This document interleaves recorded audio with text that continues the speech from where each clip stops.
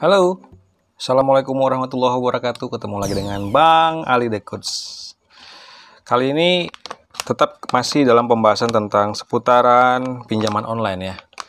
Nah, pinjaman online itu ternyata masih ada joki pinjolnya. Jadi sesuai dengan judulnya, dengan 336.000 Anda bisa melunasi hutang-hutang pinjol Anda melalui jasa joki pinjol. Nah, oke. Jadi ada beberapa foto yang ingin aku tampilkan ke teman-teman. Ini hasil screenshot ya. Hasil screenshot. Bentar dulu. Oke. Hasil screenshot itu seperti ini. Jadi ada satu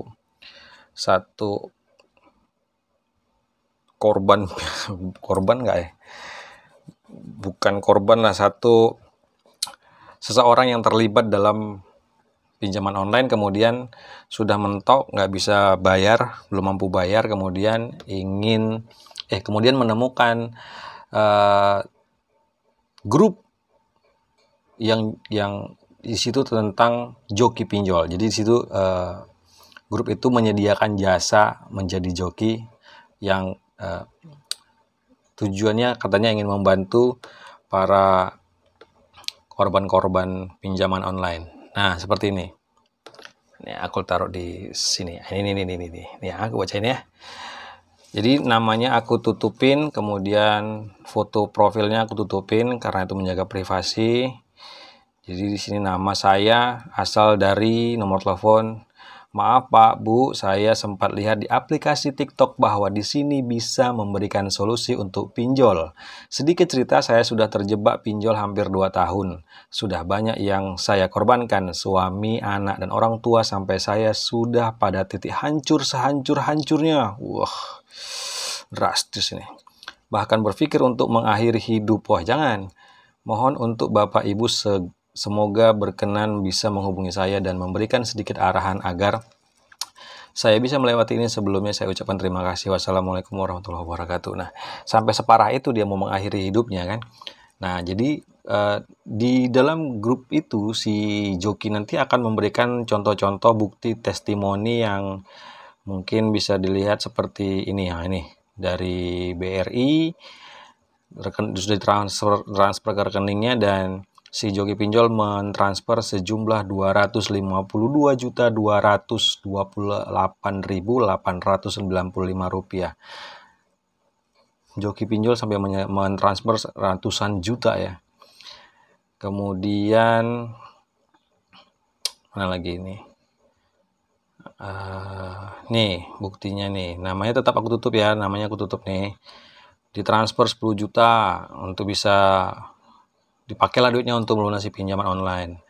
Kemudian ditransfer lagi 75 juta. Wah, ini mungkin kalau misalnya segini besarnya yang ditransfer oleh joki pinjol bukan hanya bisa menutupi hutang-hutang pinjaman online ya, tapi bisa juga bisa beli motor, bisa beli ini. Nah, di sini si joki itu susah dibilangnya. Nah, di sini ada foto yang ini nih. Di situ di bawahnya ada jajan lagi dari hasil fee joki. Nah, artinya si joki pada saat itu sudah menerima fee. Sekarang tergantung teman-teman. Jadi di sini aku coba tampilkan lagi foto screenshot juga tentang percakapan seseorang yang membutuhkan bantuan joki pinjol, yang membutuhkan jasa joki pinjol. Kemudian kurang lebih seperti ini, teman-teman bisa baca nih, bisa baca di situ. Aku screenshotkan. Kemudian yang tadi aku bilang di awal 336.000. Jadi 336.000 itu kata si jokinya itu digunakan untuk kita yang mau menggunakan jasa joki pinjol itu harus order dulu data fake-nya, KTP, NPWP, kemudian apalagi ya, nomor, pokoknya yang data-data itu dibikin data-data palsu semua.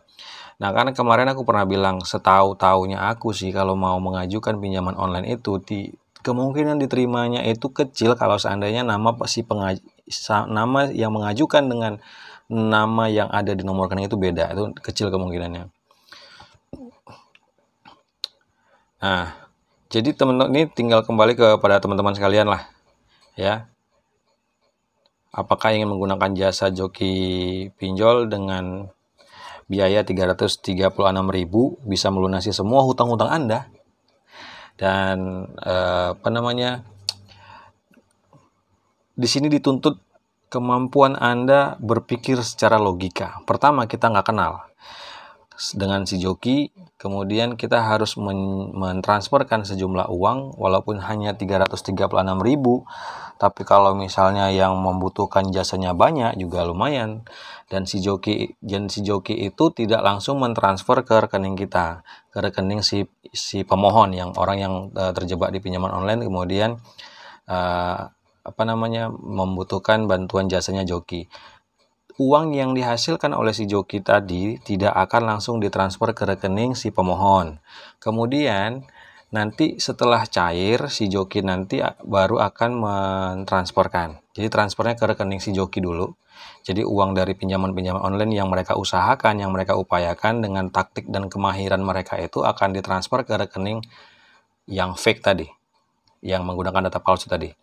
Nah, setelah masuk ke rekening data palsu tadi, atau rekening yang digunakan oleh si joki, nanti dari situ baru si joki akan mentransfer ke rekening Anda. Anda yang membutuhkan joki bantuan tadi akan menerima dananya setelah si joki mendapatkan hasil operasinya, mendapatkan hasil uang dari operasinya, melibas semua pinjaman-pinjaman ilegal itu, baru nanti akan ditransfer ke rekening Anda. Nah, di situ nanti berapa jumlahnya kita nggak tahu. Nah, kalau aku sih mikirnya begini ya, kalau misalnya si joki itu memang punya niat mau membantu, ya bagus sih. Jadi si joki dapat keuntungan, menggunakan data fake itu dia dapat uang juga, kemudian uangnya itu diberikan kepada si pemohon sesuai dengan jumlah yang dibutuhkan mungkin, atau sesuai dengan perjanjian mereka antara si pemohon dengan si joki tadi. Nah, jadi itu harus kembali lagi kepada teman-teman. Dan di sini ada sih memang di grup itu, jadi gini, di mana sih bisa lihatnya ini? Jadi teman-teman masuk aja ke Telegram. Kemudian di situ cari aksi Galbay Pinjol. Di situ teman-teman bisa juga dapat informasi tentang contoh-contoh SMS yang teror meneror. Kemudian di sini ternyata sesama joki itu saling mengingatkan. Jadi sesama joki saling mengingatkan agar Anda tidak terjebak kepada joki-joki palsu, joki-joki yang hanya ingin mengambil keuntungan pribadinya dengan menggunakan data Anda atau data fake, atau Anda disuruh transfer dulu dengan sejumlah uang dari mulai ratusan sampai jutaan, kemudian Anda tidak dibantunya. Itu joki yang kurang ajar, bukan mau bantu malah bikin susah gitu ya. Untuk masalah contoh-contoh penyebaran foto itu Anda pasti sudah pernah lihat lah, kalau memang Anda benar-benar sudah terlibat dengan pinjaman online. Kemudian di grup ini bisa diberikan informasi juga, kita bisa dapat informasi juga. Nah, teman-teman bisa dikasih informasi tentang mana-mana aja aplikasi yang sudah punya debt collector. Kemudian di sini ada diberikan juga informasi tentang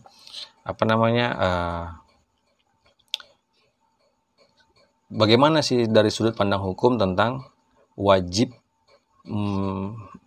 atau enggak sih melunasi utang ke pinjol.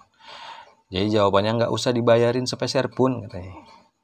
Nah, di sini teman-teman bisa masuk ke Telegram juga, tapi di Solusi Pinjol 2021. Ketik aja Solusi Pinjol 2021. Di sini aku bisa baca sih, aku bisa dapat informasi tentang cicak berantem tuh cicaknya tuh. Wah, jatuh satu. Cicak dua berantem, yang satu jatuh. Dan aku bertepuk tangan, tapi nanti aja. Nah, jadi di sini jelaskan bahwasanya secara hukum utang yang ada di pinjol ilegal memang nggak perlu dilunasin. Soalnya transaksi itu nggak sah di mata hukum. baca threadnya sampai akhir ya, biar sama-sama paham. Secara hukum pidana, aktivitas pinjol ilegal melakukan pemerasan di pasal 368 KUHP, melakukan perbuatan tidak menyenangkan sesuai dengan pasal 335, melanggar Undang-Undang ITE dan Pelindungan Konsumen. Meskipun secara legal utangnya nggak perlu dilunasin, resiko kayak teror penagihan tentunya tetap ada ya. Nggak cuma ke peminjam, terornya juga bisa mengancam orang-orang sekitarmu loh. Gitu.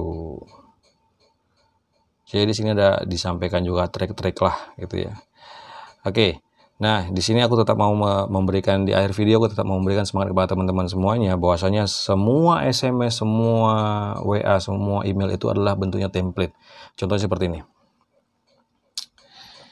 Dia sengaja menggunakan kalimat beta itu, seolah-olah ya teman-teman sama-sama tahu lah ya, beta itu dari daerah mana. Kemudian perhatiin nomornya sama, nomornya beda, tapi isi SMS-nya sama. Perhatiin itu.